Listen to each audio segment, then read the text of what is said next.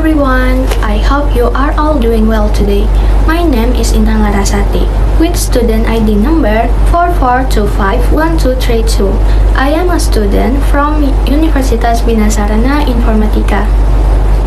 First of all, I would like to show my respect to Mr. Arif Rahman as the lecturer of the English course.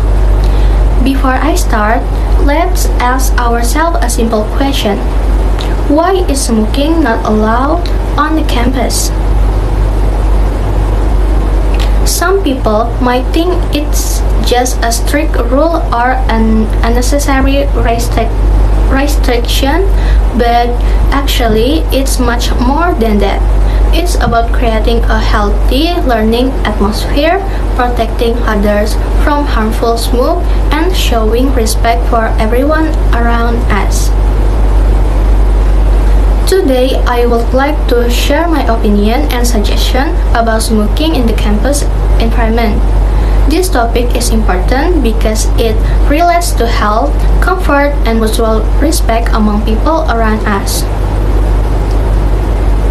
From my point of view, as a non-smoker, I believe that smoking on the campus disturbs the comfort of others who don't smoke and have the right to breathe clean air. Therefore, I strongly agree with the policy of Universitas Bina Sarana Informatika that requires anyone who wants to smoke do it outside the campus area. This rule shows the university concern for the health and comfort of all students and helps create cleaner and more positive learning environment. Of course, it doesn't mean we disrespect smokers. This policy simply ensures that everyone's rights are balanced and respected. Smoking is not only harmful to smokers themselves, but also to non-smokers exposed to cigarette smoker, which can be even more dangerous. In addition, cigarette butts thrown carelessly around the campus can disturb the cleanliness of the environment. As students, we should take responsibility for keeping our campus clean and respecting everyone's right to enjoy fresh and healthy air. I suggest that the university continue to enforce this smoke-free policy consistently. Moreover, it would be great if the campus provide education and campaigns about the dangers of smoking, so students can better understand its impact on health and the environment. The university can also place poster or digital reminders in some areas and encourage students to remind each other to respect both smokers and non-smokers. Friends, keeping our campus smoke-free is not only about following the rules, but also about building mutual respect. Let's appreciate our friends who don't smoke and who want to enjoy clean air around campus. And for those who do smoke, let's show understanding by smoking outside the campus area. By respecting each other, we can create a healthier, more comfortable, and more inspiring campus for everyone. In conclusion, a smoke-free campus is not just a rule, it's a shared responsibility. It shows how we care for one another and for environment we live in. So, Let's work together to keep our campus clean, healthy, and inspiring for everyone. After we discuss our opinions and suggestions about smoking on campus, we will now move on to a new topic, which is the simple present tense. Today, we are going to learn about the simple present tense, one of the most important tenses in English. By the end of this video, I hope you will be able to understand the simple present tense and know how to use it correctly in daily conversation, writing, and even for school or work. So, let's get started. Before we dive into the rules and examples, let's first understand what the simple present tense is. What is the simple present tense? The simple present tense is used to talk about habits, routines, or things that happen regularly or things that are usually done in the present time. In simple words, it shows what we do every day, what usually happens, or what is general true. Now that we understand what it is, let's explore the main uses of the simple present tense. 1. To express facts or general truths. We use simple present to talk about things that are always true.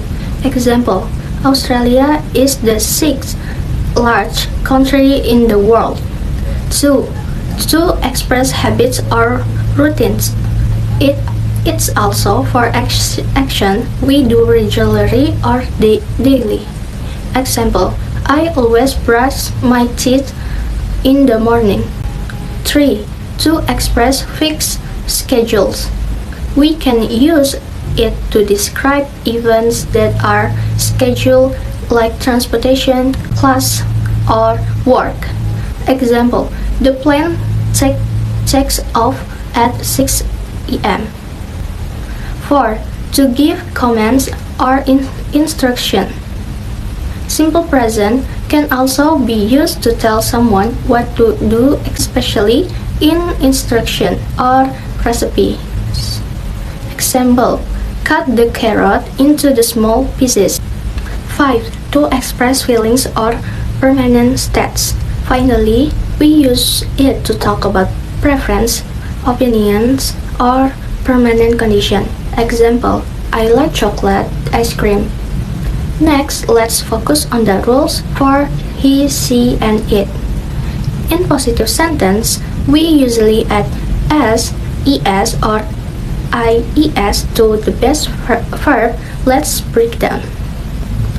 1. Verbs ending in ss, sh, ch, x, o, and at es. For example, I pass, he passes. I was, he washes. I match, he matches. I fix, he fixes.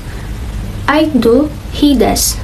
2. Consonant plus y change y to ies. For example, I try, he tries. I carry, he carries. 3. Vowel plus y add s. For example, I say, he says. I buy, he buys. Now, let's move on plural subjects such as I, you, we, they. For these subjects, we do not add s or es in positive sentence. And for negative or interrogative sentence, we use do or don't, not does or doesn't. Now, let's take a closer look at the verbal formula in simple present tense.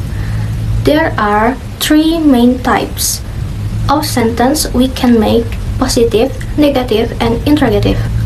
Positive, subject plus verb 1, s or es plus subject. Negative, subject plus don't or doesn't plus verb 1 plus object. Interrogative, do or does plus subject plus verb 1 plus object.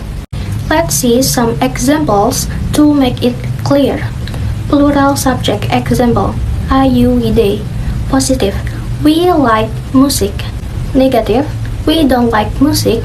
Interrogative, do we like music? Singular subject example, he, she, it. Positive, he plays the guitar very well. Negative, He doesn't play the guitar very well. Interrogative. Does he play the guitar very well? Next is the nominal formula, which uses the verb to be. Before using it, remember the pairs of subject and to be. Plural. I am, you are, we are, they are. When we form negative or interrogative sentence with plural subject, we use do or don't for verbal sentence. Singular. He is, she is, it is. For singular subjects, we use does or doesn't when making negative or interrogative sentence in verbal sentence. Formula to be. Positive subject plus to be plus complement. Negative subject plus to be plus not plus complement. Interrogative. To be plus subject plus complement. Example. Plural. Positive. I am a singer. Negative. I am not a singer. Interrogative. I am a singer. Positive. You are so funny. Negative. You are not so funny. Interrogative. Are you so funny? Singular. Positive. He is a pianist. Negative. He is not a pianist. Interrogative. Is he a pianist? And that's our complete explanation about the simple present tense. Try practicing these patterns in your daily conversation or writing. The more you use them, the more natural they will feel. I hope after watching this, you'll have a better understanding of how to use the simple present tense confidently and correctly. Thank you for listening and have a wonderful day.